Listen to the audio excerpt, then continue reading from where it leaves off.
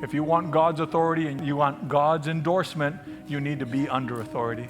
Even people you don't like at your work, that the Bible says in Romans chapter 12 that there is no authority. Nobody's been placed in authority unless God has placed them there. Here's your takeaway. Your first one is that Jesus touches the untouchable. I wanted to put there because it's true. Jesus still touches. Jesus is still in the business of embracing, touching, loving, accepting, basically blessing those that no one else wants to do anything to do with you. Or you feel like an ogre, you feel rejected, you feel the press of your stain and your sins and your past. Jesus still touches the untouchable. And behold, I love this, a leper came and worshiped. So one of the preconditions here that are the prerequisites, the preconditions for personal breakthroughs. For pastor, I'm going through a struggle. I want to make my next life stage and phase count. You need this kind of breakthrough. You need this kind of cleansing, if you will, and this kind of a miracle, a prerequisite for personal breakthroughs and miracles is that, number one, you come to Jesus and worship him, not in exchange for a miracle, but because he is God and because he is worthy. I'm going to say that again. This is foundational. You come to Christ Jesus and you worship him. You come in humility and worship him, not because of what he's going to give you, but because of who he is and because he is worthy of your best worship and your best praise. How many say amen? So you need to, amen. Give the Lord a clap offering right there, because that's the foundation. You come to LifeHouse or to whatever house of worship to worship the King of Kings and the Lord of Lords, to prostrate your spirit, to humble your heart, to acknowledge who he is. You're not here for an exchange. Hey, I come, you give me. No, I come and I give you, and I worship you, and I surrender, and I exalt your name, and I breathe. I just want to breathe in your presence. I just want to have you touch me again and again and again, because there's areas in your heart and my heart that need a continual, repetitive touch from God, a repetitive touch from God. Mark chapter 8, there was a blind man that Jesus touched for the first time and only partially saw. And he had to discover the principle, and there was a process where Jesus touched him again. Not because he lacked the power the first time, it's because the process is more important than the outcome. The process of coming again and again, because a lot of us need to be touched and healed by Jesus multiple times, because it's a process and not just an outcome or the product. Secondly, you come humbly believing.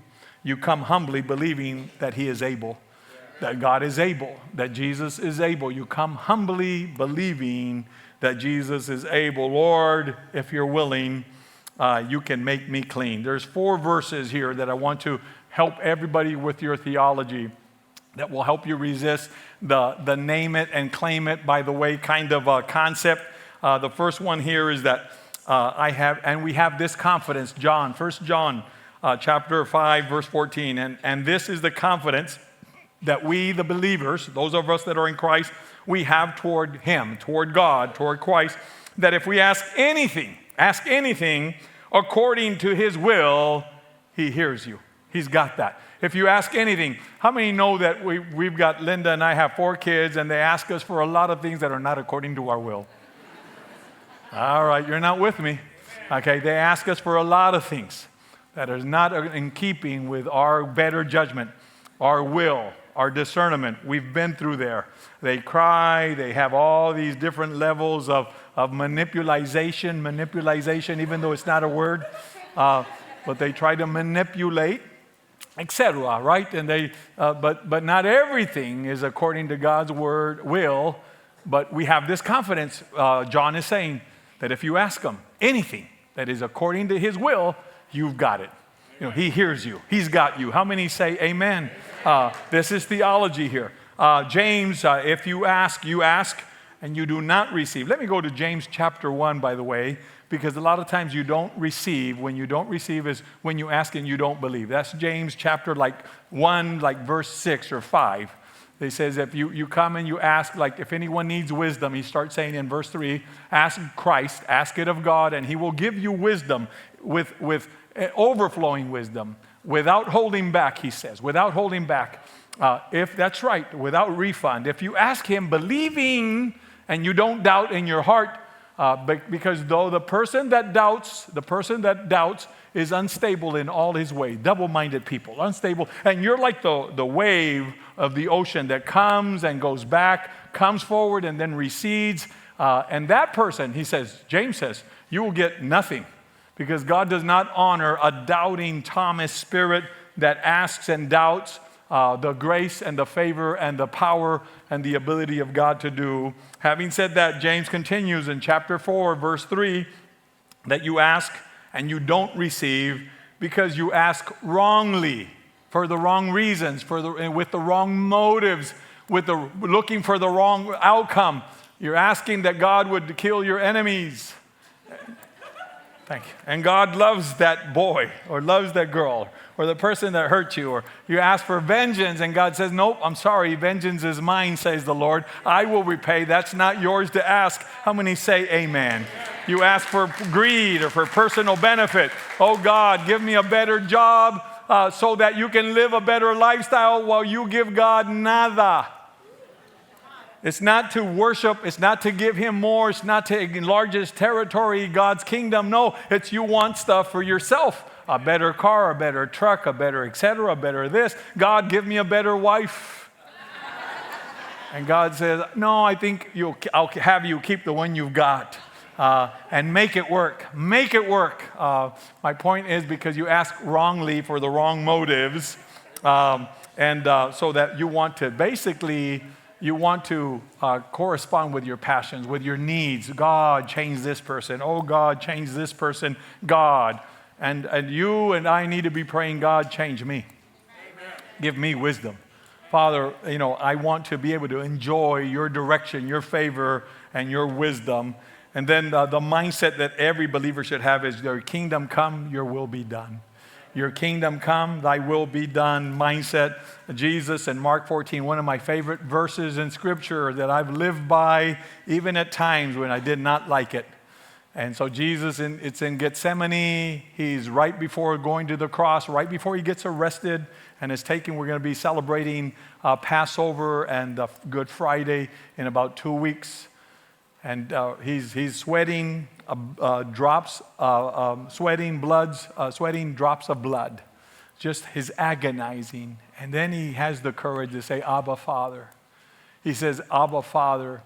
And then he says something that's really powerful, almost like puts God the Father in a corner. I know that for you all things are possible. Amen.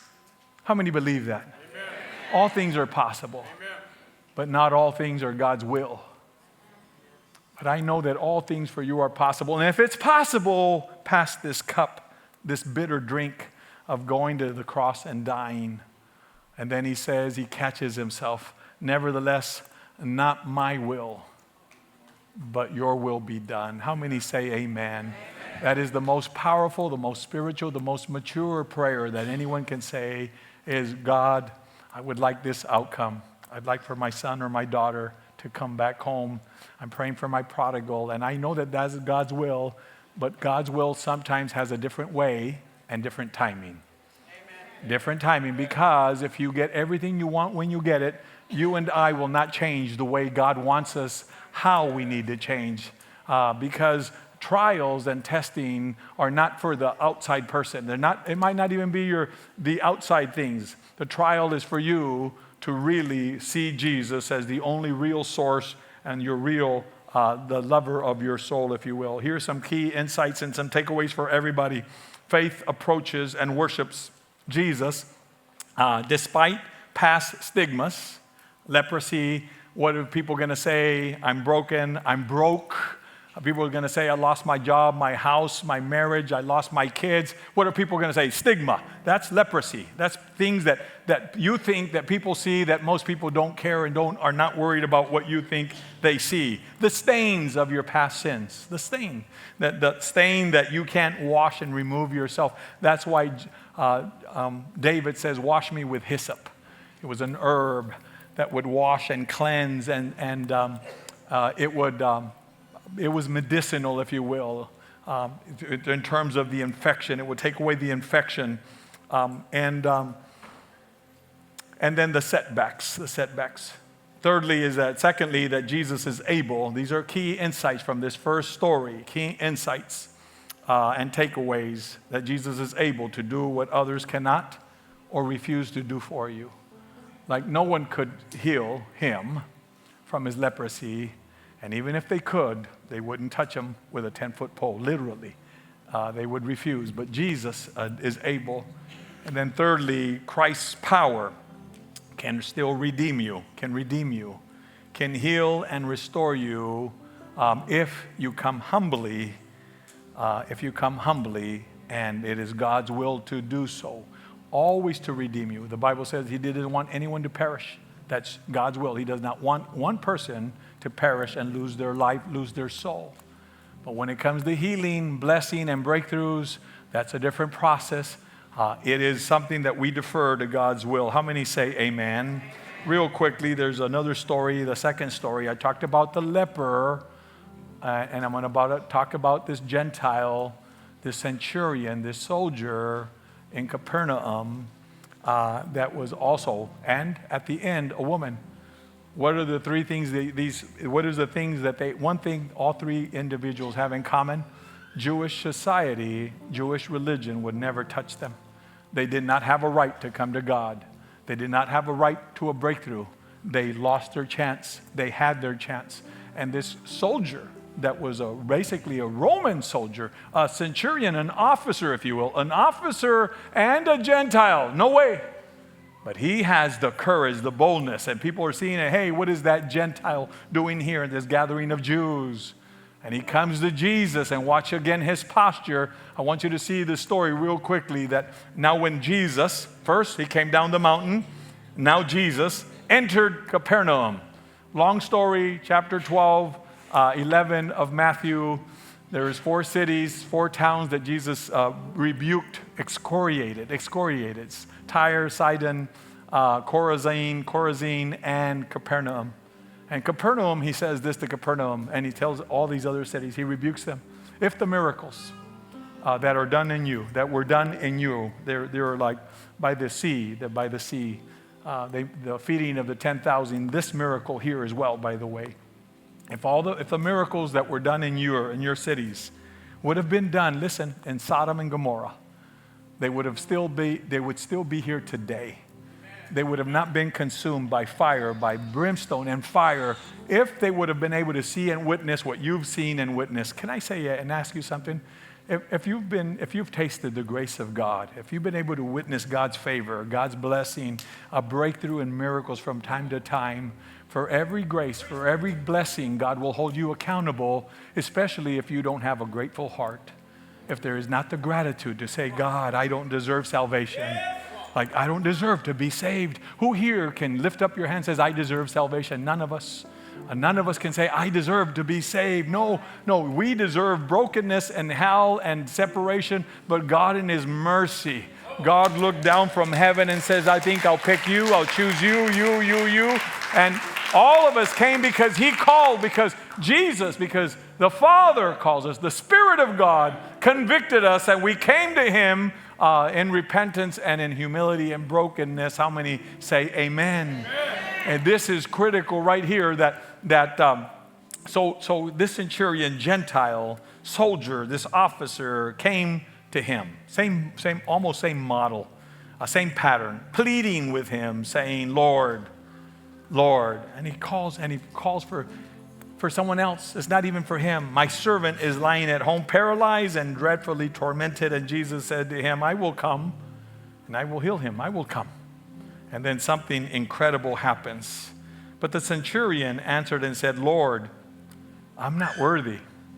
That is an incredible sense of deference. This is not false humility. He understands who's standing in front. He understands this is God, better than the Jews that were following him. He understands. It says, Lord, are you kidding me? I'm not worthy for you to come and be under my roof. No, sir. And watch what he says. I'm not worthy that you should come under my roof, but only just say the word. Just say the word. and my servant will be healed, for I also am a man under authority. This is so important for somebody that wants to enjoy God's blessing, God's best, God's authority. If you want God's authority and you want God's endorsement, you need to be under authority. You need to understand and discover the power of being submissive, of being under authority. Even people you don't like at your work. If somebody has a supervisor, they're the manager, they're the boss, I want to recommend that you learn to live under authority. That the Bible says in Romans chapter 12 that there is no authority. Nobody's been placed in authority unless God has placed them there. Amen. Not even the boss, not even the person that you hate, not even a heathen, not even, no matter what his background is, religion, objection, the presidents, whether you like the president or you don't like this president, the other president. And by the way, I think we all should pray for our troops and this country. How many say amen? I think all of us should every morning ask God for protection. This world is changing all around us, in Latin America, all around us. Cuba is in the brink of, in the balance, and what's happening in the Middle East. And as a church, we should be conscious and praying and aware of what is happening spiritually. Having said that, back to authority, that you got nothing until you learn to humble yourself, until you learn to acknowledge that God is the one that places people here, here, here, and He doesn't ask you for permission. He doesn't go through you and says, hey, does this person pass muster, your checklist? That person's there to help you grow. That person's there to put you in check. That person's there to look at the spirit, the pride, the sense of entitlement, the sense of backstabbing or backtalking somebody that God has placed in authority, and God says, you're not ready. Oh, I'd love to bless you. I'd love to promote you, but you don't know how to just be in authority. And he says, I too am a man under authority. Just want you to see this verse, a couple of verses, and then we're done. Having soldiers under me, I say to this one, go, and he goes. To the other, come, and he comes. And to my servant, I say, do this, and he does it. And when Jesus heard this, he marveled. He stood back and just marveled and said to those that followed, assuredly, I say to you, that I have not found such great faith, not even in Israel. Not even in Israel have I found this kind of magnitude, or this kind of great faith, or this kind of faith. And then he says, many will come from the east and from the west, from the north and south. All of them will come and they will sit with Abraham, Isaac, and Jacob. This is powerful, by the way. This is prophetic. This is kingdom come stuff. This is kingdom, the next Jerusalem, the new Jerusalem, or in heaven. He's saying they will come from everywhere. He's telling the Jews that are there, the Pharisees that are following him, just to try and catch him, to try and undermine him, to try and oppose him. And Jesus says something that's very prophetic here, that's very revelation-like. That is dispensation, next dispensation. He says many will come. I believe hundreds of thousands, if not millions, if not billions will come. And they will sit by Abraham. Watch, the fathers of the Jews, the fathers of the faith. Their forefathers, if they will, they're patriarchs. And he's talking to the Jews. He says they will sit with Abraham, Isaac, and Jacob. They will fellowship. They will commune in the kingdom of heaven. But for the sons of this kingdom, that he's talking to the Jews, the religion, they will be cast out to utter darkness and despair. That's very scary. There will be weeping where there will be weeping and gnashing of teeth. Let me just finish this storyline right here. And Jesus said to the centurion, go your way. This Gentile, this soldier doesn't have any covenant with God. No covenant. The leper, no covenant. The centurion, Gentile, soldier for the Roman Empire, no covenant. Except he comes and he recognizes his lordship. He says, I want you to go. Go your way. And as you believe, let it be done. As you believe, let it be done for you. And then the Bible says, and his servant was healed that same hour.